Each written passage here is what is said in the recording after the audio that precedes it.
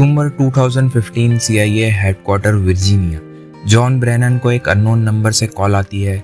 Call करने वाला कोई बच्चा मालूम होता है जिसने जॉन को बताया कि उसने CIA के सारे सिस्टम को हैक कर लिया है। इस कॉल को प्रैंक कॉल समझा जाता अगर ये किसी आम इंसान को जाती, लेकिन जॉन ब्रेनन उस वक्त दुनिया की सबसे पावरफुल इंटेलिजेंस एजेंसी CIA के डायरेक्टर, जिनको फोन करना तो दूर की बात, उनका पर्सनल मोबाइल नंबर जानना भी एक बहुत बड़ी बात। ये कहानी है उन दो बच्चों की जिन्होंने CIA के सारे सिस्टम को हैक करके अमेरिका जैसी सुपर पावर को भी नचा दिया। वो बच्चे कौन थे और उन्होंने क्यों और कैसे कारनामा अंजाम दिया था, आइए इस वीडियो में जानते। दोस्तों, जब कॉलर से उसकी डिमांड पूछी जाती है तो वो कहता है कि अमेरिका मिडिल ईस्ट और फलस्तीन से अपने हमले बंद करे और दुनिया को चैन से रहने दे। उसकी फोन कॉल से पहले ही CIA को मालूम पड़ चुका था कि उनका सिस्टम हैक हो चुका है। ये हैकिंग CIA समेत अमेरिका को क्या नुकसान पहुंचा रही थी, इसका आइडिया आपको वीडियो में आगे चल के हो जाएगा। कॉल बंद होते ही पूरी अमेरिकन गवर्नमेंट और CIA हरकत में आ गई, और क्योंकि इतने से बच्चे ने इतनी बड़ी इंटेलिजेंस एजेंसी को हैक किया था तो ये CIA के लिए काफी शर्म की बात। आपको यहाँ बताते चलें कि CIA के एजेंट्स सिर्फ इसी में अपनी हार मानते हैं अगर उनकी सिर्फ आइडेंटिटी डिस्क्लोज हो जाए। जो CIA छोटी से छोटी चीजों पर इतना ध्यान देती है, उनके लिए उसका सिस्टम हैक हो जाना एक बहुत बड़ी बात है। इन्वेस्टिगेशन स्टार्ट हुई तो मालूम पड़ा कि ये कॉल अमेरिका से कोसों दूर इंग्लैंड से एक 15 साल के बच्चे ने की। ये बच्चा खुद को क्रैका कहता था और उसने एक हैकिंग कम्युनिटी बना रखी थी जिसका नाम क्रैकाज विद एटीट्यूड था। पर इसने CIA को हैक कैसे और क्यों किया था, इसके बारे में जानने के लिए हमें थोड़ा पीछे 2008 में जाना पड़ेगा, जहां से कहानी की शुरुआत होती है। 2008 में अमेरिका की स्टेट वर्जीनिया में एक दूसरा लड़का जिसकी पहचान डिफॉल्ट के नाम से होती है, उसने वीडियो गेम्स में जीतने के लिए गेम्स की प्रोग्रामिंग में घुसकर उसको हैक करना स्टार्ट कर दिया था, और ये सब उसने इंटरनेट से ही सीखा था। डिफॉल्ट नामी लड़के को इन सब की इंस्पिरेशन अनोनिमस नामी हैकिंग ग्रुप से मिली थी, जो कि 2008 में काफी फेमस था।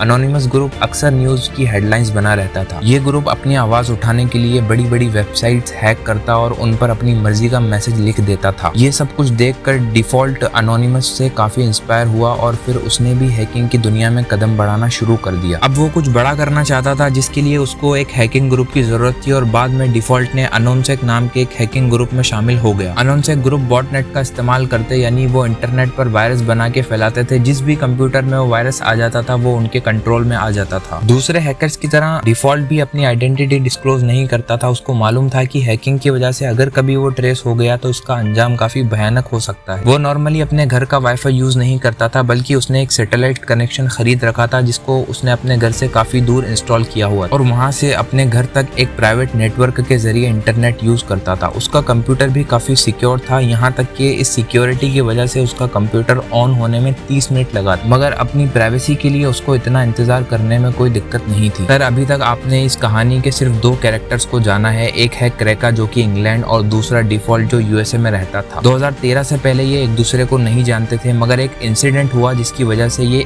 एक हो गए। Edward Joseph National Security Agency में as a computer intelligence consultant थे। अमेरिकन गवर्नमेंट के प्रोजेक्ट पे काम करते टाइम उनको ये मालूम हुआ कि CIA हर इंटरनेट यूजर का डाटा और उसकी प्राइवेट इंफॉर्मेशन अपने पास छुपा कर रखती है और फिर उसे अपने मतलब के लिए यूज करती है, जबकि यूजर को इस बात का पता नहीं होता। एडवर्ड CIA के इस राज से पर्दा उठाना चाहते थे, मगर दूसरी तरफ उनको ये डर भी था कि अमेरिका में रहते ये काम नहीं किया जा सकता, क्योंकि या तो उन्हें मार दिया जाएगा या फिर सीक्रेट इंफॉर्मेशन लीक करने के जुर्म में जेल भेज दिया जाएगा। इसीलिए एडवर्ड ने छुट्टी ली और हांगकांग चले गए, जहां उन्होंने जर्नलिस्ट के सामने अमेरिका के इस सीक्रेट को दुनिया के सामने खोल कर रख दिया। ये न्यूज लीक होते ही पूरी दुनिया में तहलका मच गया। लोगों में गुस्सा पाया जाने लगा कि उनका डाटा उनकी परमिशन के बिना इस्तेमाल हो रहा है और उनके हर एक्शन पर नजर रखी जा रही है। इसी बात पर रिएक्शन के तौर पर डिफॉल्ट और क्रैका का आपस में कांटेक्ट हुआ। दोनों ने अमेरिकन गवर्नमेंट और CIA को सबक सिखाने का फैसला कर लिया। वो CIA को एहसास दिलाना चाहते थे कि जब लोगों की पर्सनल इंफॉर्मेशन लीक होती है तो कैसा लगता है। क्रैका और डिफॉल्ट का मकसद एक था। डिफॉल्ट अपनी आवाम की प्राइवेसी खत्म करने पर USA से बदला लेना चाहता था, जबकि क्रैका गाजा पर किए जाने वाले हमलों का बदला लेना चाहता था। यानी दोनों का दुश्मन अमेरिकन सरकार थी। सबसे पहले उन्होंने अमेरिकन नेशनल इंटेलिजेंस एजेंसी के डायरेक्टर जेम्स क्लेपर का फोन नंबर पब्लिक कर दिया और किसी को भी सिर्फ गूगल करने से उनका फोन नंबर मिल जाता। अब वो किसी हाई प्रोफाइल आदमी को हैक करना चाहते थे और उन्होंने CIA के डायरेक्टर जॉन ब्रेनन को हैक करने का मिशन संभाल लिया। क्रैका ने इंटरनेट पर जॉन के बारे में सर्च करना शुरू कर दिया। उसका एक पब्लिक फोन नंबर सामने आया। उसने देखा कि वो नंबर वेरिजोन का था, जो कि एक अमेरिकन मोबाइल ऑपरेटर है। उसने वेरिजोन के इंटरनेट टेक टीम को उसी कंपनी का एम्प्लॉय बनकर कॉल किया और कहा कि वो एक कस्टमर की प्रॉब्लम सॉल्व करने के लिए उनसे बात कर रहा है, और क्योंकि कि उसके सिस्टम में कोई टेक्निकल इशू है, वेरिजोन की टीम ने उसकी आइडेंटिटी कंफर्म करने के लिए पिन कोड मांगा जो वो ऑलरेडी हैक करके मालूम कर चुका था। वेरिफिकेशन के बाद वेरिजोन ने जॉन ब्रेनन के पर्सनल डिटेल क्रेका के साथ शेयर कर दी। क्रेका के पास जॉन ब्रेनन का account number, backup mobile number, address और उसके बैंक कार्ड के आखिरी 4 डिजिट मौजूद थे। अब अगला स्टेप ब्रेनन का ईमेल हैक करना था। उसने मालूम किया कि ब्रेनन याहू या जीमेल के बजाय AOL नामी कंपनी का ईमेल यूज करता है। उसने AOL सपोर्ट टीम को कॉल किया और कहा कि मैं अपना पासवर्ड भूल गया हूँ, उसको पासवर्ड रीसेट करवाना है। AOL के सपोर्ट मेंबर ने कंफर्म करने के लिए बैंक कार्ड के आखिरी 4 डिजिट पूछे जो क्रेका के पास ऑलरेडी मौजूद थे। इस तरह क्रेका ने फौरन उसके ईमेल एड्रेस का एक्सेस पा लिया। अब CIA डायरेक्टर का पर्सनल ईमेल अकाउंट क्रेका के पास था। उसने जॉन ब्रेनन का प्राइवेट ईमेल खोला जिसमें सारे इंपॉर्टेंट और टॉप सीक्रेट डॉक्यूमेंट्स मौजूद थे और दूसरे CIA ऑफिसर्स का डाटा, उसके सोशल सिक्योरिटी नंबर्स और गवर्नमेंट से मिलने वाली इंस्ट्रक्शंस। तब तक ब्रेनन को भी पता चल चुका था कि उसका ईमेल हैक हो चुका है, तो उसने फौरन अपना अकाउंट बंद करवा दिया। लेकिन अब बहुत देर हो चुकी थी क्योंकि क्रेका ये सारा डाटा अपने पास डाउनलोड कर चुका था। क्रेका ने एक एक करके सारे ऑफिशियल डॉक्यूमेंट्स पब्लिक करना स्टार्ट कर दिए जिससे पूरे अमेरिका में कोहराम मच गया। पूरी दुनिया में CIA की बदनामी हो रही थी। अब उनके लिए हैकर्स को पकड़ना मजबूरी बन चुका था। वो हर हाल में जल्द से जल्द उनको पकड़ना चाहते थे लेकिन वो कोई भी सुराग हासिल नहीं कर पाए। जॉन ब्रेनन को फोन करने के कुछ दिनों के बाद क्रेका ने डिपार्टमेंट ऑफ जस्टिस के 9,000 जबकि FBI के 20,000 एजेंट्स की पर्सनल इंफॉर्मेशन सोशल मीडिया पर शेयर कर दी। ये सब कुछ करने के बाद क्रेका अब आराम से अपनी जिंदगी गुजार रहा था। वो समझ रहा था कि शायद उसको पकड़ना नामुमकिन है, लेकिन दूसरी तरफ डिफॉल्ट जो कि रियोसे का ही रेजिडेंट था वो परेशान रहने लगा। उसे डर था कि अगर वो पकड़ा गया तो उसकी शामत आने वाली है। शायद वो कभी पकड़े नहीं जाते अगर डिफॉल्ट से ये गलती ना होती। उसने नशे में अपने दोस्त को बता दिया कि CIA को हैक करने के पीछे उसी का हाथ है। बस ये गलती डिफॉल्ट और क्रेका दोनों को ले डूबी। चंद दिनों के बाद FBI ने डिफॉल्ट के कमरे में छापा मारा और उसे घसीटते हुए ले गए। इंटरोगेशन के दौरान क्रेका का नाम भी सामने आया जिसको ब्रिटिश पुलिस की मदद से अरेस्ट करवा लिया गया। क्रेका का असल नाम केन गैम्बल जबकि डिफॉल्ट का असली नाम जस्टिन ग्रे लिवरमैन है। कम उम्र होने की वजह से क्रेका को 2 साल की सजा हुई जबकि डिफॉल्ट जो कि डायरेक्टली CIA की हैकिंग में इन्वॉल्व नहीं, उसको 5 साल की सजा सुनाई जाती है। दोनों अब जेल से आजाद हैं और साइबर सिक्योरिटी में अपना करियर आगे बढ़ा रहे हैं। आप क्या समझते हैं, दोनों ने सही किया या गलत? मुझे कमेंट करके जरूर बताइएगा। उम्मीद है ये वीडियो आप खूब लाइक और शेयर करेंगे। मिलते हैं अगली वीडियो में।